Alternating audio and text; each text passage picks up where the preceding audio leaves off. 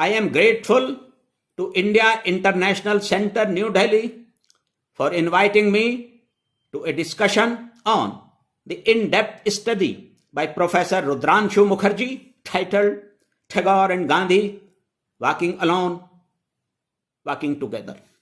Divided into 6 chapters, this work by Professor Rudranshu reveals, of course, the Indian religious and philosophical tradition to be the foundation of the ideas of both Gurudeva Tagore and Mahatma Gandhi. In other words, it brings to the fore, eventually, the Indian philosophical bent of mind to be the common link between the two.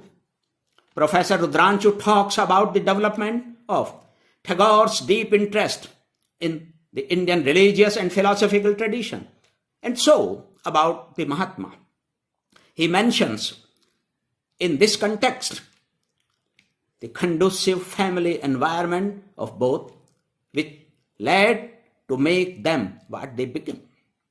But stepping forward in this regard, I straightforwardly talk about Tagore's ideas being based on his firm faith and conviction in Indian religious and philosophical tradition, which I realize Professor Rudranshu also agrees with. The same thing is with respect to Mahatma Gandhi, whose ideas as well as his actions were based purely on the basic Indian dharma and philosophical tradition, appealing to the whole world for the greater welfare of one and all on this planet, the upliftment of the whole of humanity. The truth of indivisible whole is the nucleus of the basic Indian dharma and philosophy, which are complementary to each other. In other words, these are based on the truth of indivisible totality. All aspects of life are intimately, inextricably intertwined with one another. They are essentially affect one another continuously. There is no dividing line among them. To quote the Mahatma, life being an indivisible whole, no line can be drawn between its different compartments, social, political, religious, even economic, as all act and react upon one another, not between ethics and politics. And you cannot divide social, economic, political, and purely religious work into watertight compartments. They are interconnected and interdependent too. The reality of universal unity is at the core of the Indian dharma and philosophy.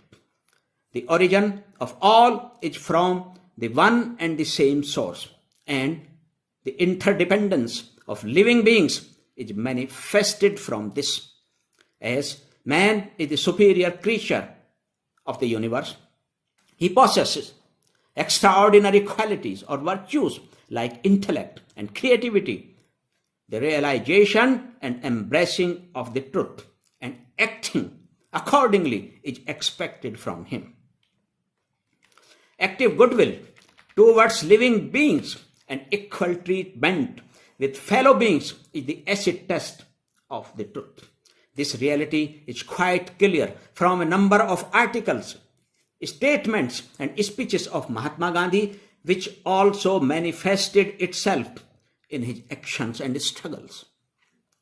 The same aspect emerges predominantly in the worthy creation and thoughts of Gurudeva Tagore. Approaches of both had a universal appeal, despite having ideological differences and the way of working. The lives of both of them were dedicated to the search of truth. Therefore, it is quite appropriate to say that both the Gurudeva and the Mahatma had the same goal even while walking alone. As such, on the other hand, they were in a way walking together, having common intentions and principles, to say, serving humanity. This work of Professor Mukherjee is very important from this viewpoint. A lot could be learned from this work, and it would prove to be a source of inspiration for many others in future. I thank Professor Mukherjee for this work and also congratulate him. Secondly, Tagore's thoughts about Indian society and evolutionary culture, which were further influenced by the Yuga Purushas, his approach to the basic spirit of history, and the glimpse of his ideas related to the search for civilization come to the fore in this book. Especially Gurudeva's critical analysis in relation to the influence of the Yuga Purushas on society and culture is a sign of the sincerity of the learned author, Professor Mukherjee. A brief analysis of Gandhi's works, his struggle for equality of fellow beings in South Africa and India, with which the aspects of human liberty, justice and rights were also associated, is welcome and worth considering. Ideas related to Swadeshi and Swaraj, from Antyodaya to Sarvodaya, and actions accordingly are well mentioned.